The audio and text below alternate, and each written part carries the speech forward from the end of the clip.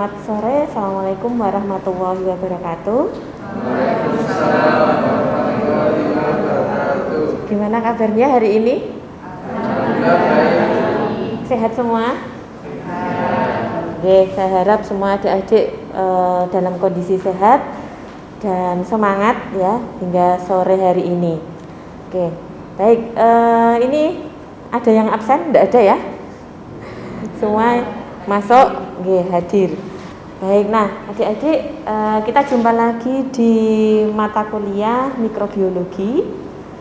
Dan di mata kuliah ini kita akan mendiskusikan mengenai genetika mikroba atau mikrobial genetik ya. Nah, tetapi sebelum saya ingin mendiskusikan lebih jauh, saya ingin bertanya, mungkin dari adik-adik ada yang pernah mengalami sakit perut, diare atau tipes? Ada yang pernah? Siapa yang pernah? Mungkin bisa angkat tangan. Oke, Mbak siapa? Mbak Nathan, gitu, Mbak Nathan. Ya dirasain apa Mbak Nathan ketika sakit perut? Mules, terus diare, gitu ya. Sakit perutnya perih, begitu. Oke. Nah, terus diperiksakan ke dokter tidak? Hasilnya apa? Diare. Oke. Nah, Mbak Nathan tahu enggak penyebabnya diare itu apa? Kurang menjaga kebersihan. Selain itu, kira-kira apa ya yang menyebabkan diare?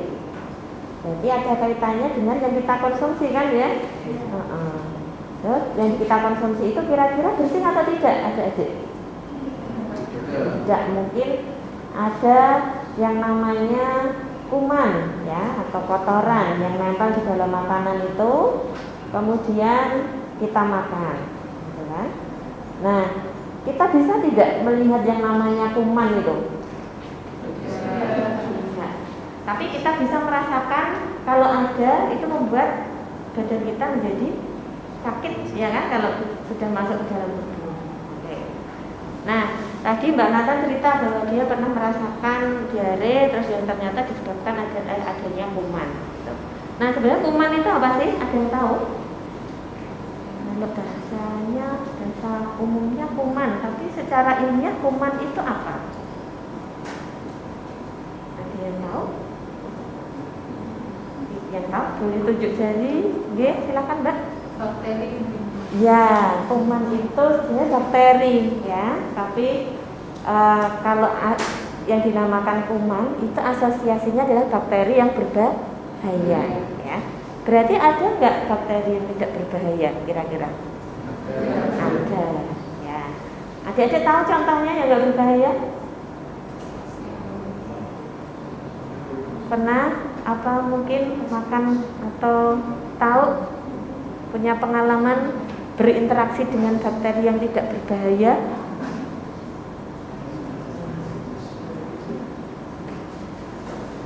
Apa?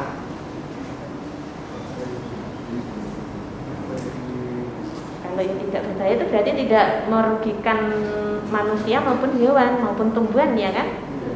Contohnya kalau adik-adik membuat pupuk ya, membuat pupuk nanti ditambahkan ada namanya starter bakteri cair. Nah, bakteri cair yang dipakai untuk membuat pupuk itu punya kemampuan mendegradasi mungkin sampah-sampah berupa daun kering, ranting atau sisa-sisa pohon atau hidup gitu ya, jerami, itu bisa dibuat pupuk dengan menambahkan bakteri starter tadi. Ya, nah, bakteri starter ini dipilih yang tidak berbahaya bagi manusia, hewan maupun tumbuhan. Ya, contohnya banyak sekali dalam misalnya kelompok Streptomyces, Pseudomonas. Ya. Nah, itu contoh untuk pembuatan pupuk cair. Ya, mungkin adik-adik juga pernah dengar bakteri E4. Bakteri E4 itu sudah dijual di pasaran banyak sekali ya. Itu biasa dipakai untuk fermentasi pembuatan pupuk, pembuatan pakan. Itu sudah diuji manfaatnya ke pertanian maupun peternakan ya, jadi sudah sangat bermanfaat. Nah, berarti bakteri itu ada yang berbahaya dan ada yang tidak berbahaya. Nah, kenapa bisa begitu? Bisa memiliki ada yang sifatnya jahat, ada yang baik ya. Itu kira-kira apa adik-adik yang menyebabkan sifat-sifat itu? Tahu? Nggak usah malu, salah nggak apa-apa. Ini sambil kuliah ya. Ada yang tahu salah nggak apa-apa. Betul ya, alhamdulillah. Nggak usah takut untuk ngomong. Silakan. Apa kira-kira yang menyebabkan ada yang baik, ada yang jahat?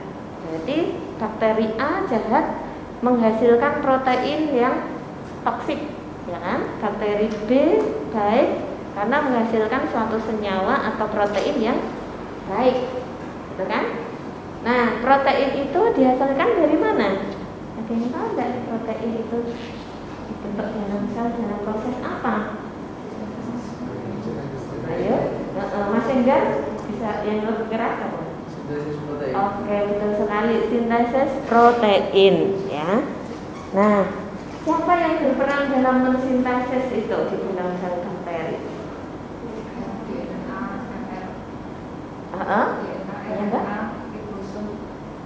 Oke, jadi jawabannya DNA, RNA, ribosom. Jadi semua material genetik yang ada di dalam sel bakteri. Ya, jadi kita akan diskusi sampai di situ ya. Jadi pengantarnya, jadi material genetik itu nanti yang akan mengubah atau menunjukkan karakter, sifat atau fenotip dari bakteri ya.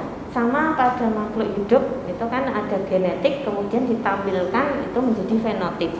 Pada bakteri juga seperti itu. Jadi dia punya gen, terus nanti ada proses yang namanya sintesa protein itu nanti akan ditampilkan, gitu kan, diekspresikan, gitu ya. Nah, diekspresikan bisa saja ekspresinya itu tadi menghasilkan toksin, kemudian menghasilkan enzim, menghasilkan antibiotik, ya kan, menghasilkan senyawa bioaktif, misalnya antioksidan atau mungkin anti inhibitor enzim ya. Jadi bisa dimanfaatkan untuk bidang. Jadi yang baik ini ya, bakteri-bakteri yang baik ini juga banyak dimanfaatkan di bidang kesehatan, industri makanan, kemudian juga di industri pertanian maupun peternakan, gitu ya. Nah, kita akan belajar mengenai genetikanya bakteri. Nah, mungkin dari kalian pernah dengar kata gen. Apa itu gen? Mas Enggar. Enggak. Gen merupakan suatu faktor yang membawa sifat pada makhluk hidup. Ya, suatu faktor yang membawa sifat pada makhluk hidup. Oke, jawabannya masih 70%. Saya menginginkan jawaban yang 100%. Mungkin ada pendapat lain? Mas Widi? Belum menemukan. Siapa yang sudah menemukan? Ya, ya, Mbak Nathan? Unit pewarisan sifat makhluk hidup. Lebih jelasnya bagaimana Mbak Nathan? Lebih jelasnya. Jadi dia membawa sifat-sifat dari hidupnya untuk diwariskan ke keturunan selanjutnya. Oke, jadi membawa sifat dari hidupnya mungkin ke keturunan, diwariskan ke keturunannya. Nah, kalau istilahnya gen itu satu sifat atau beberapa sifat?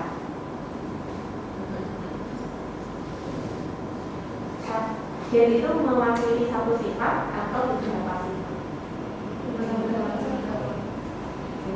Kalau gen satu ya, jadi satu gen satu potong gen itu nanti akan diekspresikan menjadi satu sifat ya.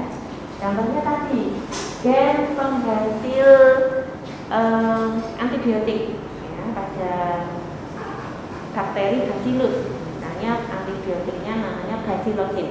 Jadi dia punya gen Bacillosin. Jadi gen itu adalah sepotong DNA. Adik-adik pernah lihat kan DNA ya? Nah, jadi itu ada batasnya berapa jumlah nukleotidanya itu nanti menjadi sebuah gen. Ketika diekspresikan, disintesis protein atau namanya transkripsi, translasi itu nanti menjadi suatu protein tertentu, satu jenis protein tertentu. Ya. Kalau beberapa protein itu nanti kumpulan banyak gen, ya, atau kita sebut dengan genom. Genom itu adalah keseluruhan gen yang ada di dalam sel tubuh, ya, bisa sel tubuh eukariot maupun prokariot. Ya. Nah, adik-adik tahu kan bedanya antara eukariot prokariot? Tahu nggak? Ada yang lupa. Kemarin nggak tahu, sekarang lupa Bu, nggak apa-apa. Ini namanya belajar ya, jadi sekarang kita pelajari, nanti adik-adik bisa tahu dan ingat gitu ya. Oke, kalau yang namanya eukariot itu makhluk hidup tingkat tinggi. Seperti apa? Contoh? Manusia, hewan, tumbuhan, ya, multiseluler. Ya. Kalau eukariot itu biasanya uniseluler dan dia makhluk hidup tingkat rendah. Tapi yang membedakan bukan tinggi rendahnya, tetapi adalah pembungkus nukleus. Jadi setiap ya ada membran intinya. Setiap sel itu kan sebenarnya ada inti ya. Cuma kalau prokariot itu tidak dibungkus. Kalau pada eukariot itu dibungkus. Nah, yang dibungkus itu apa? Materi genetik atau DNA-nya, ya, atau boleh adik-adik nyebut genomnya, boleh kromosomnya, boleh. Ya, gitu. Jadi bedanya di situ. Oke, nah saya rasa ini untuk strukturnya DNA, adik-adik juga sudah pernah belajar di biologi sel, ya, biologi sel, kemudian biokimia, genetika juga sudah belajar ya. Oke, kemudian DNA ini bisa apa saja sih? Ya. Jadi DNA itu strukturnya dia 2 pita, kemudian kita sebut dengan double helix karena selalu berpilin. Nah, ini juga ada di prokariot maupun eukariot. Jadi di makhluk hidup tingkat tinggi maupun di bakteri itu selalu ada. Ya. Kemudian tadi dikatakan ini sebagai pewaris sifat. Jadi diturunkan dari generasi ke generasi itu sifat-sifat ini diwariskan. Ya. Mungkin adik-adik juga punya gen ya. Kalau punya sifat-sifat yang mirip antara ayah dengan ibu itu berarti ada perantara, ada gen yang ditampakkan atau diekspresikan. Ya.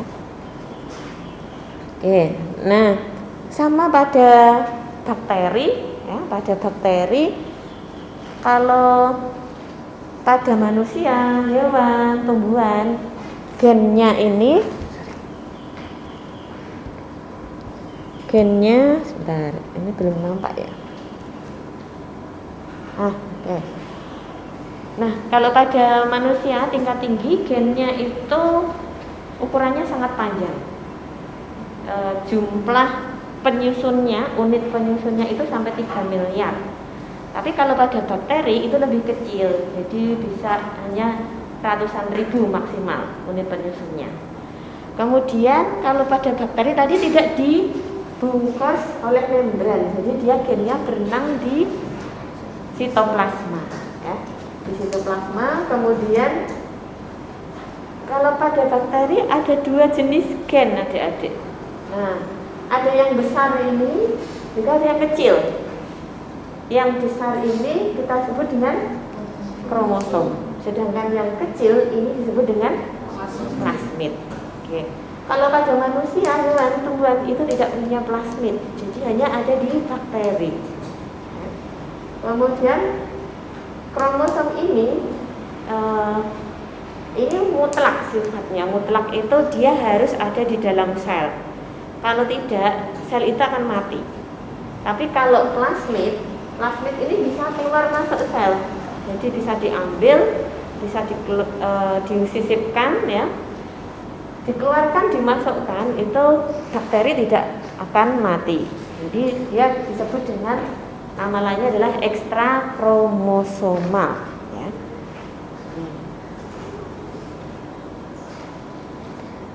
Oke, ini plasmid. Nah, plasmid ini biasanya juga banyak dimanfaatkan oleh ilmuwan untuk penelitian rekayasa genetik. Jadi kita bisa mengkonstruk makhluk hidup dengan rekayasa gen, memotong, memasukkan, menyisipkan ini dengan perantara plasmid ya. Teknologi DNA rekombinan bisa berkembang dengan pesat ini dengan adanya plasmid. Kemudian kita lanjutkan. Nah, DNA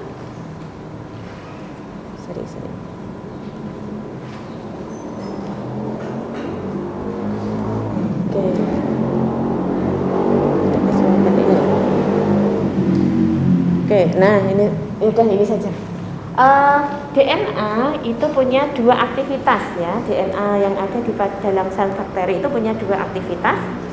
Yang pertama, dia bisa memperbanyak diri atau kita sebut dengan replikasi. Nah, ini fungsinya untuk apa? Replikasi ini terjadi pada saat apa? Iya, reproduksi atau perbanyakan sel. Jadi kalau bakteri itu kan bereproduksi dengan membelah diri. Nah, sebelum membelah diri, DNA-nya juga harus menggandakan dulu, mereplikasi. Nah, ini replikasi ya. Jadi replikasi itu pengkopian, mengkopi. Jadi yang tadinya dua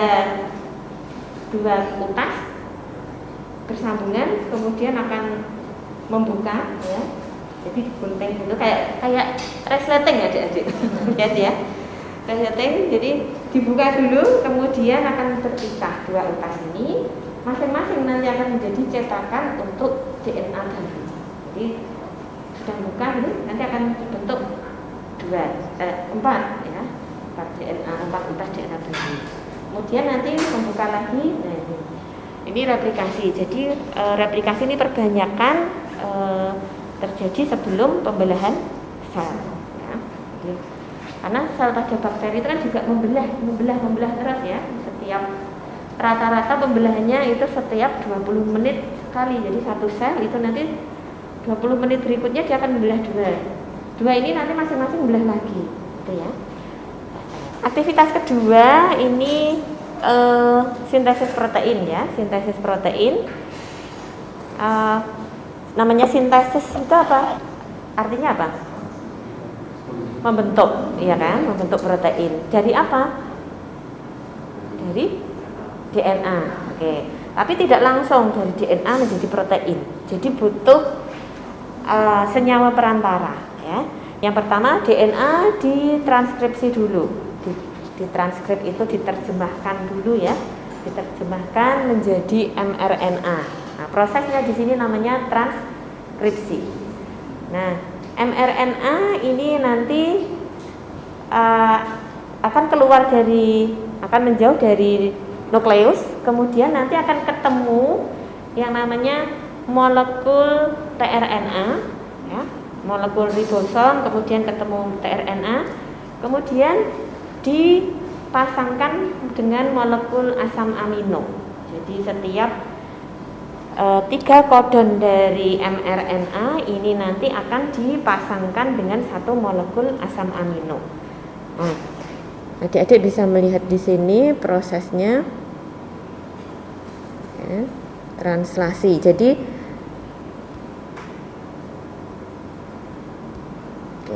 nah 3 molekul, jadi setiap 3 molekul akan dipasangkan menjadi satu molekul asam amino. Ini namanya proses translasi. Jadi ini molekul yang besar ini disebut dengan ribosom. Jadi tempat translasi itu terjadi pada ribosom ya.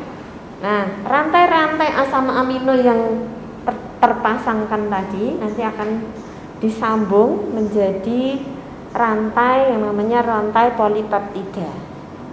Nah, rantai polipeptida ini sebenarnya adalah bakal dari protein atau calon dari protein. Kalau calon itu sudah berfungsi atau belum? Belum. Jadi harus dimatangkan gitu kan ya.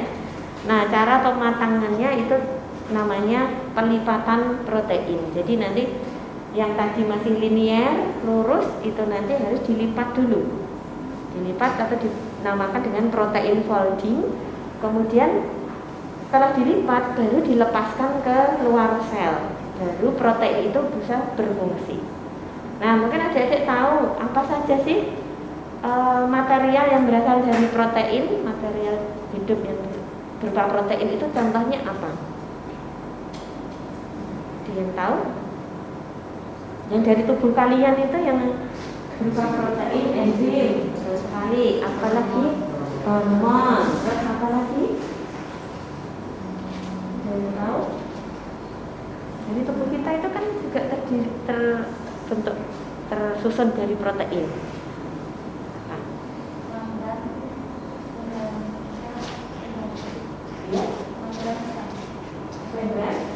Oke, protein yang ada di membran sel. Ya, betul. Apalagi protein apa lagi? Selain enzim, hormon yang ada di membran sel. Ya, sangat jelas bisa kita lihat. Oke, protein otot. Otot untuk protein otot ini untuk apa? Nah, berperan untuk apa? Protein kalau otot ini kan ini ya serat, maksudnya termasuk bagian dagingnya apa ini ya, tapi yang protein yang ada di dalam otot itu perannya enggak apa? Untuk ekstensi, refleksi ekstensi itu bergerak, itu namanya protein apa? Yang berperan dalam pergerakan otot. Aktin, miosin, ya kan? Itu juga protein, ya, senyawa aktin dan miosin pada otot. Kalau jadi lihat rambut itu kan juga ada proteinnya kan ya, protein keratin, ya kan? Terus apa lagi? Kalau pada hewan yang sering dikonsumsi, apa itu proteinnya?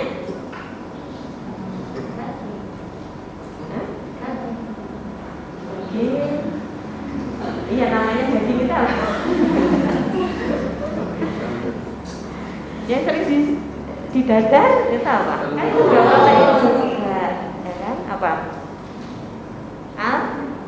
Albumin, ya itu kan juga protein dari telur. Nah itu contoh-contoh protein juga ya. Tapi sebenarnya ya hasil translasi protein itu tidak hanya itu, ya, tidak hanya itu kan, kalau albumin, keratin, kemudian aktin, miosin itu kan protein struktural. Struktural itu penyusun tubuh. Kalau yang fungsional itu tadi contohnya enzim, hormon, kemudian apa lagi? Ya, itu termasuk struktural ya. Kemudian protein ini yang dikeluarkan ada yang sifatnya ekstraseluler, ada yang intraseluler ya. Ekstraseluler itu ya dikeluarkan kemudian dimanfaatkan oleh sel lain. Tapi kalau intraseluler itu dipakai di dalam sel itu sendiri ya, fungsi dari sel. Oke. Ini sintesa protein. Oke, nah sekarang mungkin adik-adik juga pernah melihat kelainan pada bayi atau mungkin pada orang gitu ya. Pernah nggak itu berpikir disebabkan karena apa? Mungkin pernah melihat anak yang mengalami Down syndrome, atau mungkin pernah melihat mendengar temannya mengalami anemia gitu ya.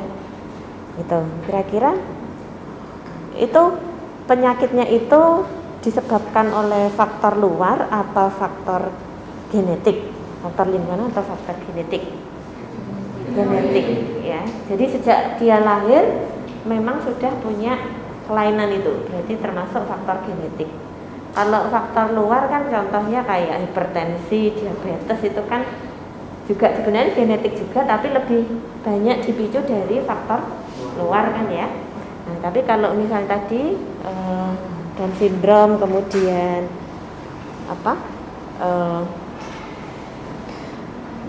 tadi? Ya, sickle cell anemia itu termasuk genetik. Nah, itu kalau pada manusia. Nah, kalau pada bakteri apakah juga ada kelainan genetik? Ada. Ya, bahkan bisa kita otak-atik kelainannya ya. Maksudnya susunannya, kelainannya itu bisa kita atur adik-adik. Kalau kelainan kan cenderungnya merugikan ya, merugikan. Tapi kalau pada bakteri itu bisa kita otak-atik, kemudian bisa menguntungkan bagi kepentingan manusia ya.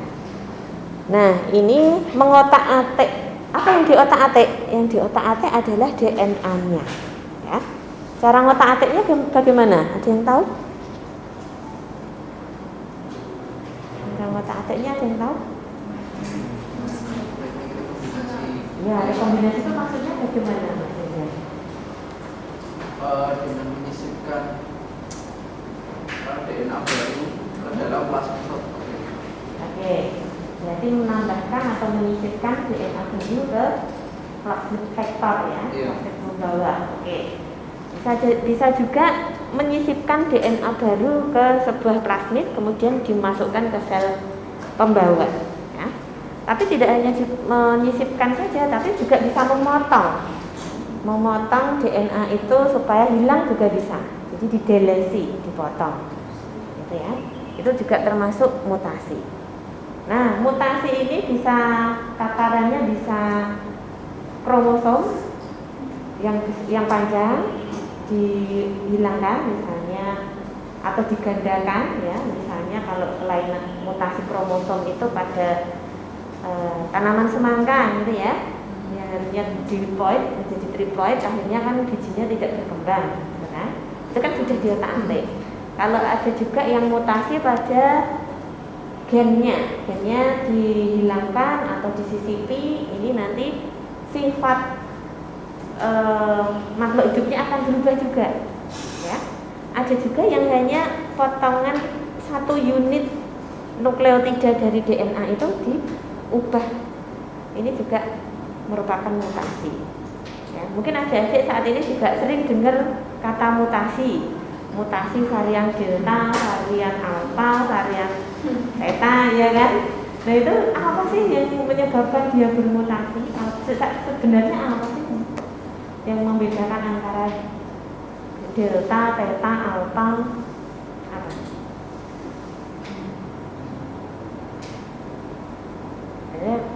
Virus corona itu ya. Jadi kalau ini pada virus, sebenarnya juga pada bakteri juga sama. Pernah nggak adik-adik mendengar bakteri resisten? Bakteri resisten itu maksudnya bagaimana? Kebal, dikasih antibiotik itu dia tidak mempan. Bakteri itu kan maksudnya antibiotik. Tapi kalau dia pemberiannya tidak tuntas, ini nanti masih ada sel-sel kecil yang lolos gitu. Nah, lolos itu berkembang dia akan mengembangkan sistem kekebalan. Nah, yang kebal ini sudah melakukan mutasi, sudah bermutasi. Nah, jadi mutasi ini sudah berarti ada perubahan susunan DNA pada organisme yang baru. Nah, begitu juga pada virus. Pada virus itu, jadi kalau kita lihat ceritanya alfa, beta, sampai sekarang delta, nanti ada lagi theta apa-apa, itu berarti ada perubahan susunan DNA. Bisa sedikit, bisa banyak. Nah, perubahan itu nanti menyebabkan sifat yang berbeda juga ya. Ada yang kalau merugikan ya dia nanti semakin ganas juga bisa. Kalau yang pengen menguntungkan, oh berarti dia nanti bisa menghasilkan enzim tertentu misalnya.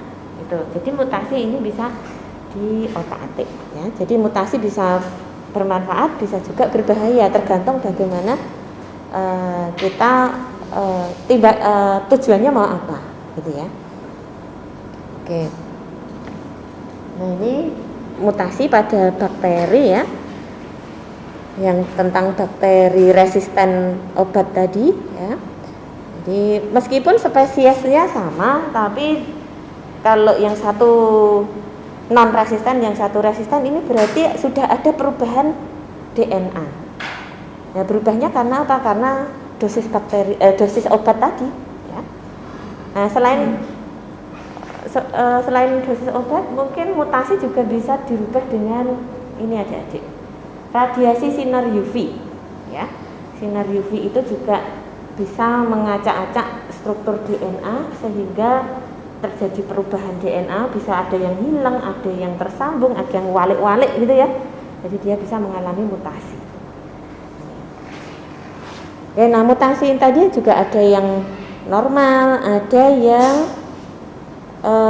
berbahaya, ada yang diam saja. Maksudnya diam saja itu, jadi ketika terjadi satu perubahan basa nitrogen, ini nanti ternyata basa nitrogen ini ditranslasi untuk asam amino tidak bisa ditranslasi.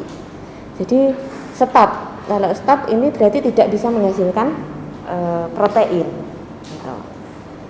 Ini yang menjadi nonsense mutation ya. Oke. Nah, mutasi ini juga berperan penting pada transfer genetik pada bakteri. Nah, jadi kita bisa menyisipkan, memotong, menghilangkan, kemudian menduplikasi gen-gen dari bakteri atau mengidentifikasi gen-gen dari bakteri, ya. Kemudian disambung pada vektor, kemudian dimasukkan ke dalam sel bakteri juga, tapi yang bisa menerima gen rekombinan tadi namanya sel kompeten, ya, sel kompeten. Nih. Oke. Nah, cara memasukkan gen rekombinan, gen rekombinan itu kan gen yang ini ya, apa sudah di plasmid tadi, plasmid dipotong kemudian ditempeli. Jadi kalau ini plasmid, ini dipotong di sini, kemudian nanti ditempeli dengan ini ya, gen baru misalnya. Nah, ini sini dikatakan sebagai plasmid rekombinan. Nah, kalau sudah rekombinan seperti ini nanti akan dimasukkan ke dalam sel bakteri. Nah, sel bakteri ini akan menerima plasmid rekombinan tadi.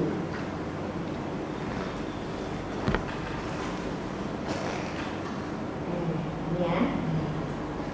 Nah, kalau sel bakteri ini dia punya nukleus di sini. Bakteri ini berkembang biak, tentunya tetap akan membawa plasmid ini ya. Kalau plasmid ini nanti diekspresikan, ini gennya gen apa? Misalnya gen penghasil antibiotik, atau mungkin gen penghasil insulin, hormon insulin untuk pengobatan diabetes pada manusia. Nah, ketika bakteri ini berkembang biak, nah bakteri ini juga akan menghasilkan hormon insulin atau mungkin senyawa antibiotik. Ya, kalau dulu insulin itu untuk pengobatan diabetes kan diambilnya dari pankreas sapi atau babi. Nah sekarang semakin banyak penderita diabetes, kita nggak mungkin ya menyembelih sapi atau hewan ternak begitu banyak. Akhirnya digunakan teknologi rekayasa DNA menggunakan media bakteri. Karena bakteri kan mudah diperbanyak, kemudian mudah diekstrak juga proteinnya, ya. Jadi waktunya singkat, budidayanya singkat, pertumbuhannya singkat, ya. Jadi tidak memakan banyak tempat juga. Jadi lebih efisien dan lebih cepat dengan rekayasa genetik. Mungkin ada yang bertanya, cara masuknya gimana, Bu? Ada yang tahu cara masuknya? Lewat pintu. Ya lewat pintu, tapi bagaimana tekniknya? Ada yang tahu? Nah, tekniknya jadi bisa baca di sini. tekniknya namanya transformasi, ya, transformasi. Jadi dimasukkan plasmidnya, dimasukkan ke sini. Transformasi itu ada dua langkah, ya, ada bisa menggunakan kejutan panas. Jadi sel bakteri ini ditaruh di inkubator suhu dingin, kemudian dipindah dengan cepat suhu panas. Namanya heat shock, ya.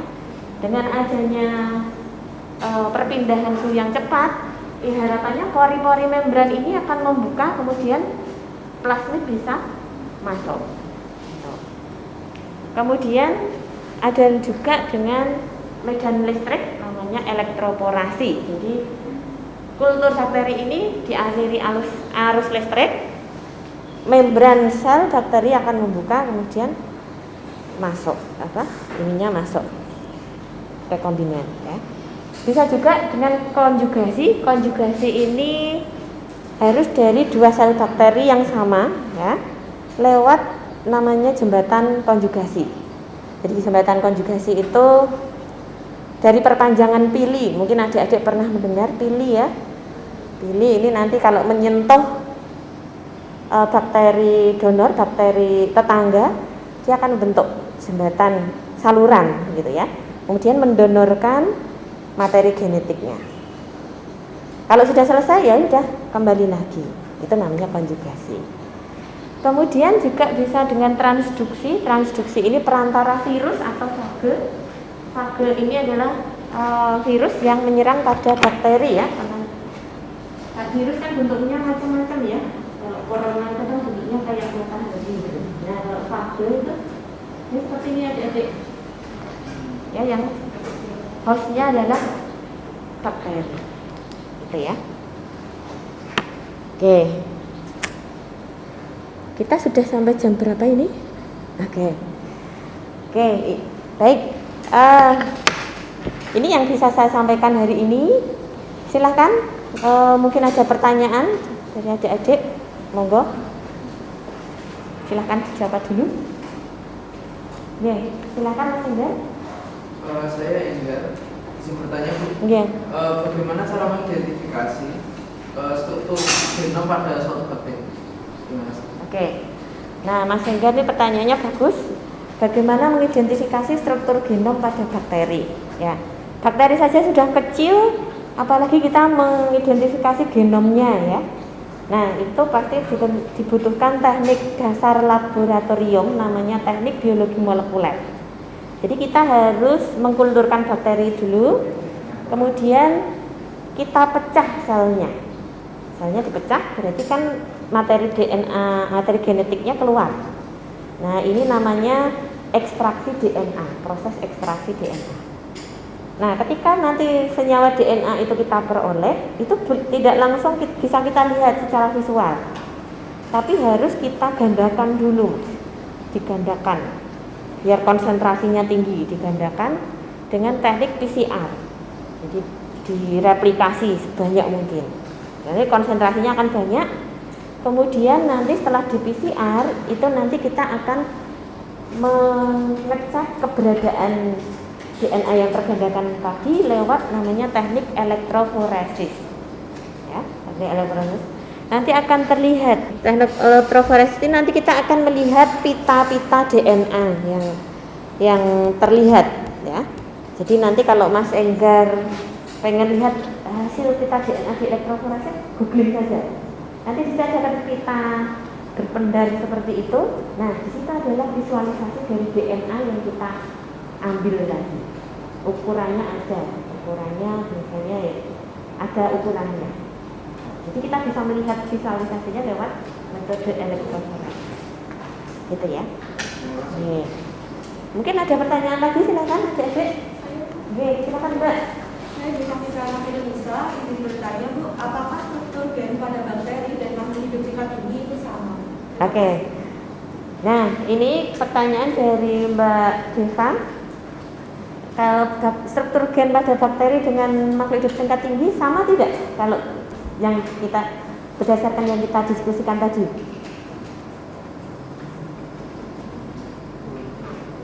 Yang kita diskusikan tadi. berbeda, ya kan? Berbedanya di mana? Iya, di ukurannya ya. Di ukurannya kalau pada tingkat tinggi pasti ukurannya juga lebih besar. Kalau pada tingkat rendah ukurannya juga lebih kecil. Ya. Kemudian ada satu lagi perbedaannya, ada dua lagi perbedaannya. Yang pertama, kalau pada tingkat tinggi itu ada yang namanya jam DNA. Jam DNA itu sampah ya, jam itu kan sampah. Apa itu jam DNA? Jam DNA sebenarnya adalah intron. Intron itu apa? Intron itu tidak diekspresikan, nanti tidak diterjemahkan menjadi protein. Jadi dia hanya sampah-sampah DNA yang terbanyak. Ini pada eukariot banyak sekali. Tapi kalau pada prokariot, pada makhluk hidup tingkat rendah, ini tidak ada. Jadi semuanya diterjemahkan. Jadi lebih efektif, tidak ada sampahnya. Ya. Kemudian strukturnya lagi, kalau pada makhluk hidup tingkat tinggi, DNA kan panjang. Jadi dipintal kayak ada mungkin pernah lihat benang layangan. Nah, itu kan biar tidak ruwet dipintal pakai kaleng ya. Nah itu sama kalau pada DNA pada makhluk hidup tingkat tinggi juga dipintal, ada pintalannya biar rapi, ya biar rapi, biar kompak gitu. Nah pintalannya ini disebut dengan protein histon. Ya. Tapi kalau pada makhluk hidup tingkat rendah yang bakteri tadi tidak ada pintalannya, jadi ya sudah ruwet kayak benang ruwet, berenang-renang. Itu ya perbedaannya. Terima kasih. Oke. Oke. Ada pertanyaan lagi, silahkan. Oke, ya Mas. Perkenalkan nama saya Samuel, saya ingin bertanya mengenai pada bakteri E. coli ada yang disebut dengan bakteri kompeten. Apa yang dimaksud dengan bakteri kompeten tersebut? Oke. Tadi sudah kita diskusikan, apa sih bakteri kompeten? Mungkin adik-adik tadi juga dengar, kan mengatakan ada namanya sel kompeten. Apa itu? Kita tahu? Sel kompeten ini adalah sel yang bisa dimasuki plasmid rekombinan. Ya, jadi memang tidak semua bakteri itu mampu menerima plasmid asing. Jadi ada yang namanya sel yang memiliki kompetensi menerima plasmid asing, kemudian memperbanyak diri, kemudian mengekspresikan DNA asing. Itu namanya sel kompeten. Ya, jadi sel yang mampu begitu ya. Gitu Mas Samuel. Terima kasih. Oke. Saya buka ada pertanyaan lagi, silakan. Oke, Mbak Lintang.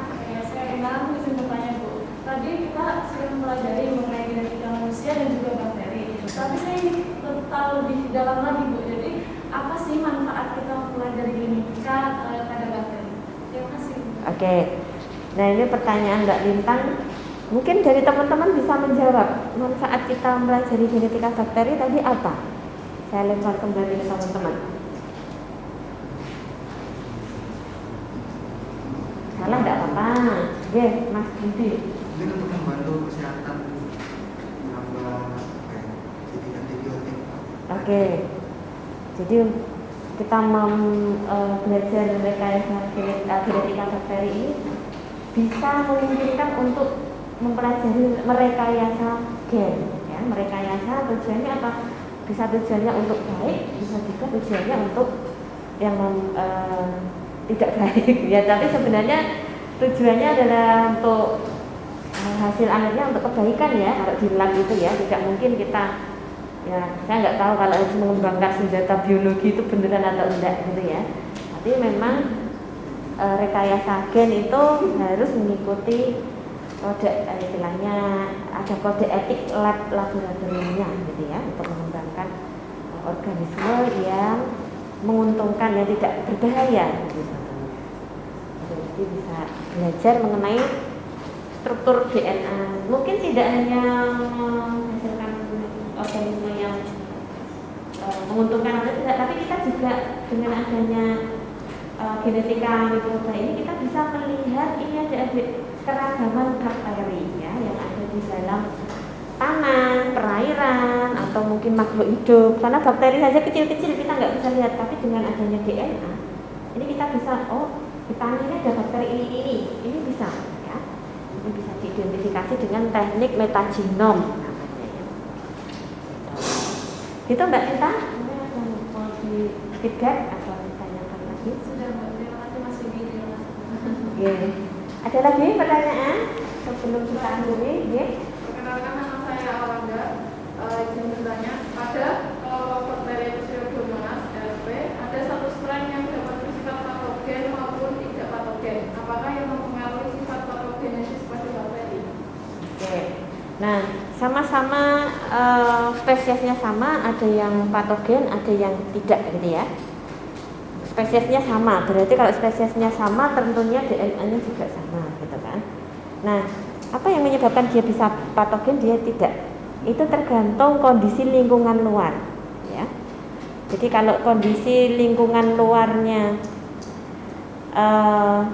dia ada makanan, kemudian bisa memperbanyak diri ya, ada nutrisi, kemudian pertumbuhannya bisa bagus, itu nanti dia akan berkoordinir untuk menghasilkan.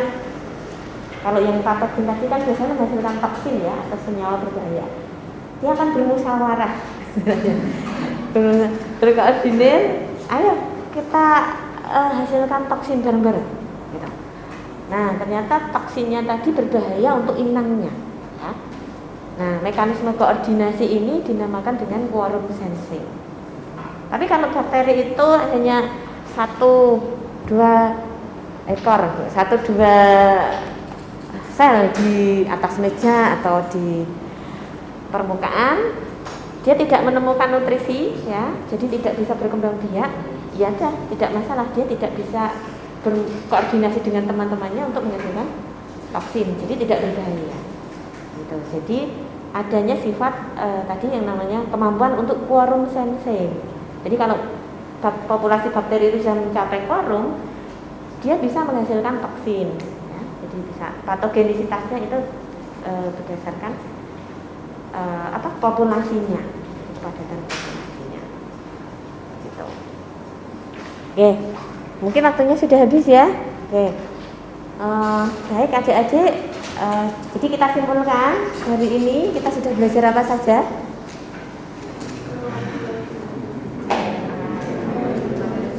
Materi genetik pada bakteri ya, berupa DNA. Ternyata DNA itu kalau pada bakteri itu bisa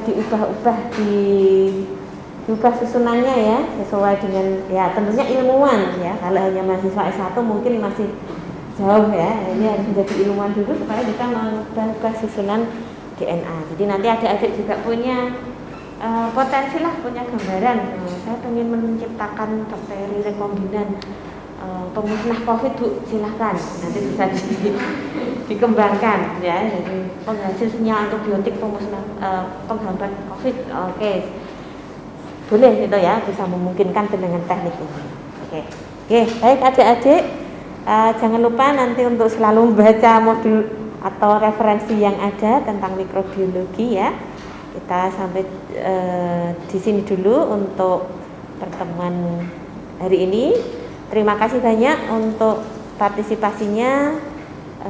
Saya mohon maaf jika ada yang kurang. Oke, saya tutup. Terima kasih. Selamat sore. Assalamualaikum warahmatullahi wabarakatuh. Waalaikumsalam. Sama-sama.